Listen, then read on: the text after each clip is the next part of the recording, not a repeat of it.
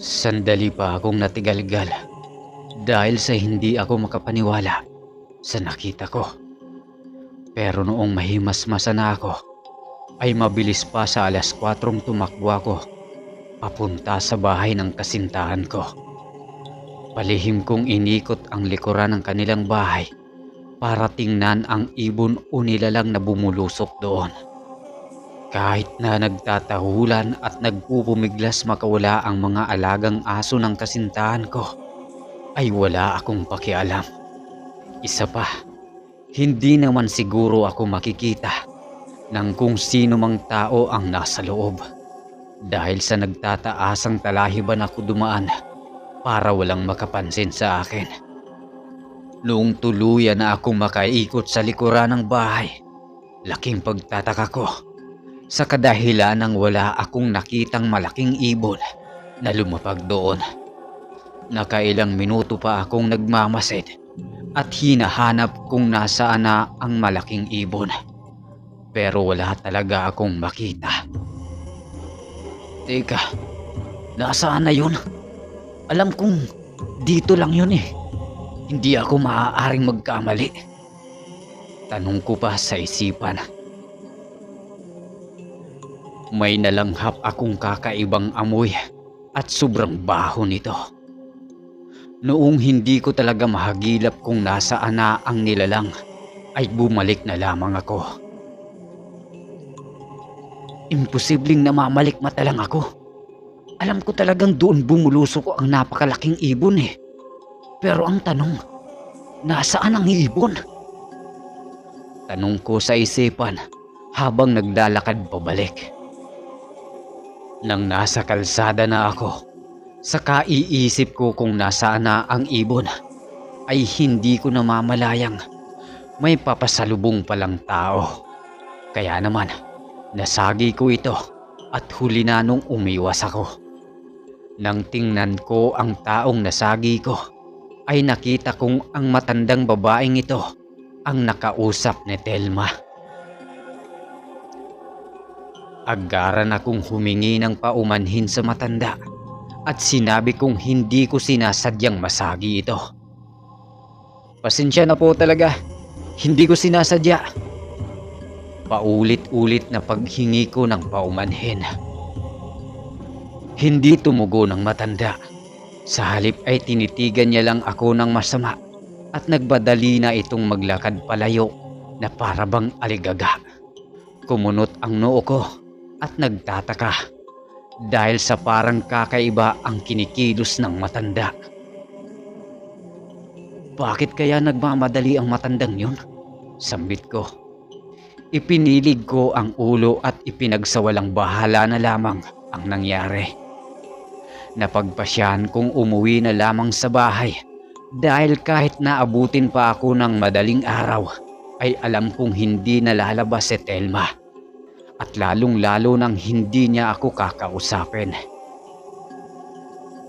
Habang naglalakad ay hindi pa rin mawala sa isipan ko ang tungkol sa matandang babae.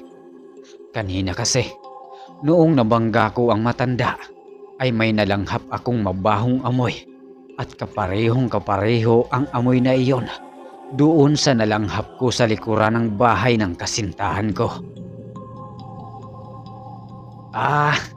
Baka nagkataon lang. Muling sambit ko at ipinilig muli ang ulo para mawaglit sa isipan ko ang tungkol doon sa matanda. Maya-maya pa, gayon na lamang ang pagkagulat ko dahil sa may kamay ng isang matanda ang humablot sa braso ko at malakas ang pagkakahablot noon, Sir Nard. Kahit na kalalaki kong tao ay napasigaw ako sa labis na pagkabigla. Anak ng teteng naman tanda, bakit bigla-bigla kang nangahablot? Bulalas ko nang makita ko ang isang matandang may mga suot na burluloy sa katawan. Amoy aswang ka. Saan ka nang galing? At bakit namarkahan ka ng aswang? Tanong ng matanda sa akin. Aswang? Ano bang pinagsasabi mong aswang, tanda? Pagalit ko ng tanong dahil parang nababaliw na ito at hindi binibitawan ang braso ko at patuloy niya pa rin akong hinahatak. Tika nga lang, saan mo ba ako dadalhin ha? Tanong ko. Sa bahay. Sumama ka sa akin. Dahil tatanggalin ko ang marka ng aswang sa katawan mo. Wika nito. Iwinaksi ko ang kamay ng matanda at sa malakas na boses ay sinabihan ko siyang tigilan niya na ako. Dahil nababaliw na siya. Isa pa, kahit kailan ay hinding-hindi ako sasama sa kanya. Hinding-hindi niya ako mapapaniwala tungkol sa aswang. Matalim na tumitig sa akin ang matanda bago ito nagsalita ng, Ikaw ang bahala, iho. Pero kung may hindi magandang nangyari sa'yo o kailangan mo ng tulong ko, puntahan mo lang ako sa bahay. Tugon nito at sinabi nito kung saan ang tirahan niya. Pagalit na nagmadali na akong maglakad. Hindi ko na nilingon pa ang matanda dahil sa inis na nararamdaman ko. Pambihira, ano bang nangyari sa mga tao ngayon? Nababaliw na ba sila? Tanong ko sa isipan.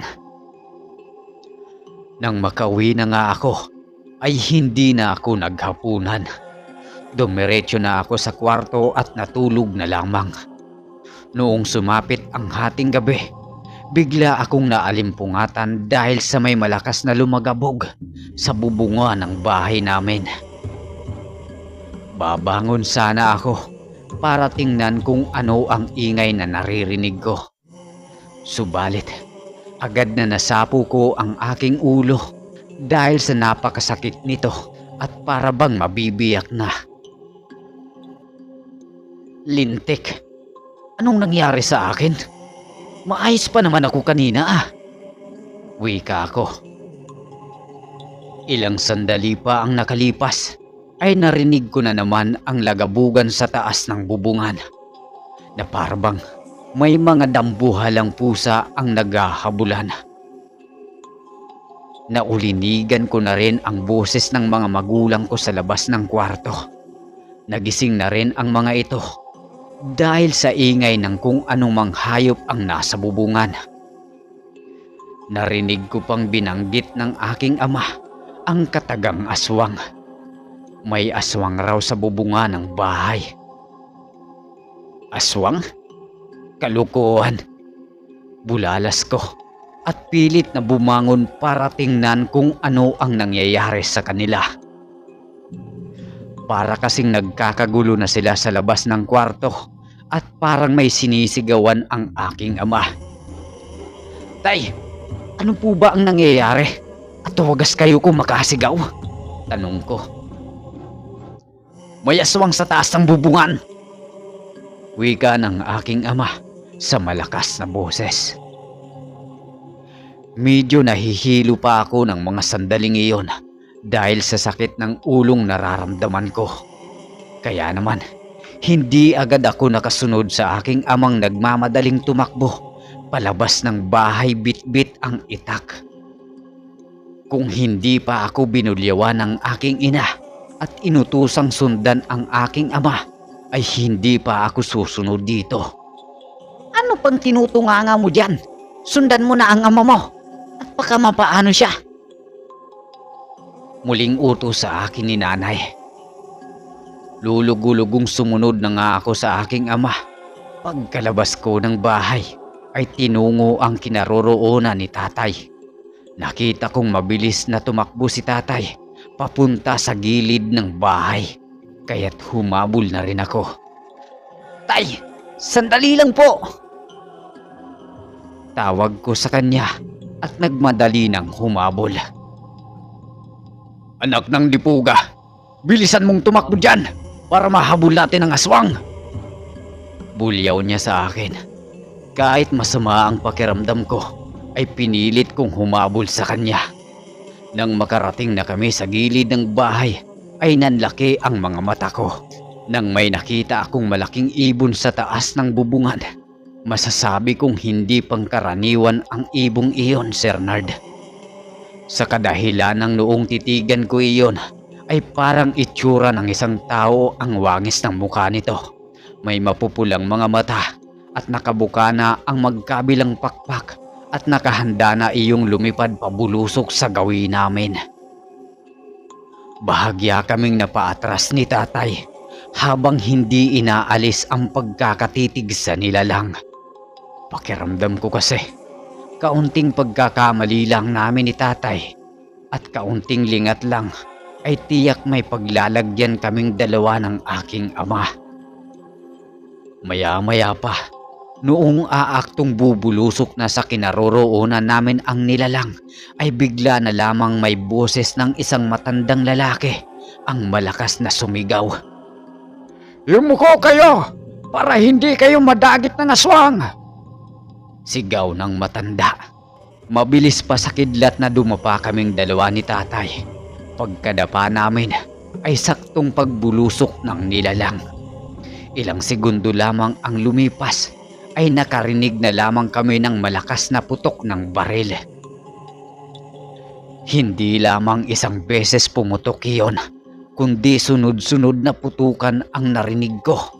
Kasabay ng pagsasalita ng matanda ng mga lingwaheng hindi ko maintindihan. Di puga, nakatakas pa ang animal. Pero hindi bale, napuruhan ko naman iyon. Kaya tiyak akong hindi na makakarating sa bahay niya ang aswang na iyon. Rinig kong wika ng matanda. Kayong dalawa dyan, tumayo na kayo. Wala na ang aswang. Utos ng matanda. Kahit hindi ko pa man nakikita ang matanda, ay parang pamilyar sa akin ang boses nito.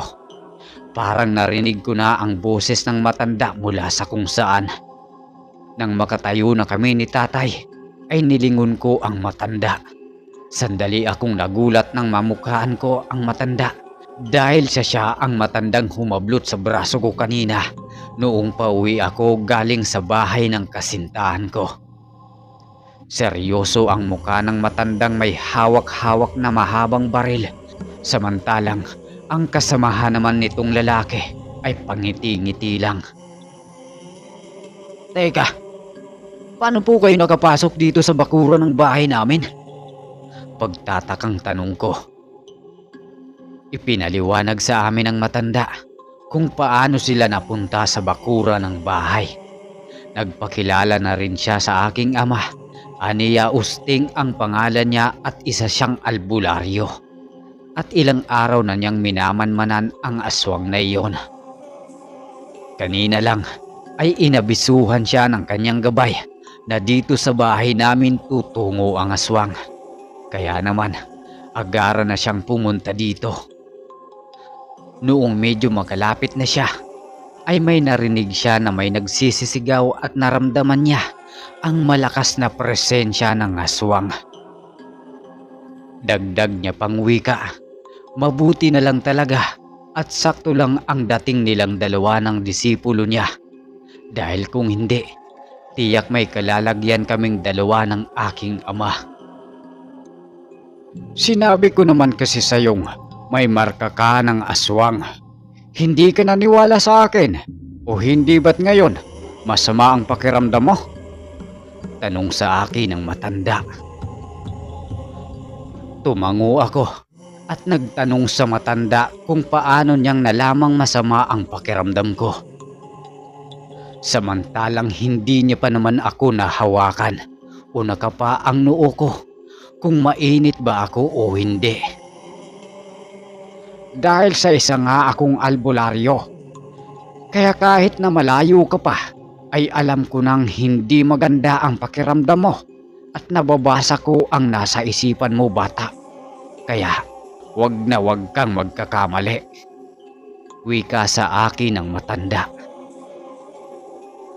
Ang mas nagpagulat pa sa akin, Sir Nard, ay nung sabihin sa akin ng matanda na nababasa niya umano sa aking isipan at alam niyang hindi ako naniniwala sa mga albularyo.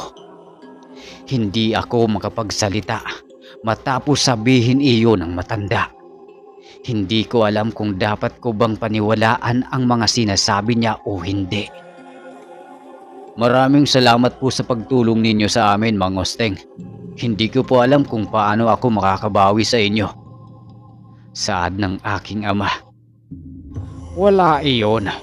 Tungkulin ko ang pumuksa ng masasamang nilalang, kaya wala kang dapat na ipagpasalamat sa akin.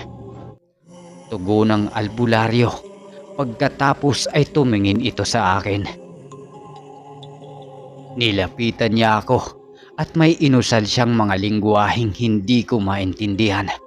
Pagkatapos ay tinapik niya ang balikat ko ng 3 beses. Sa maniwala man kayo't sa hindi, Sir Nerd, matapos akong tapikin ng matanda ay bigla na lamang gumaan ang pakiramdam ko at nawala ang sakit ng ulo ko. Maayos na ang pakiramdam mo, iho. Huwag ka nang mag-alala. Wika ng matanda. Wala nang sabi-sabing umalis ang albularyo.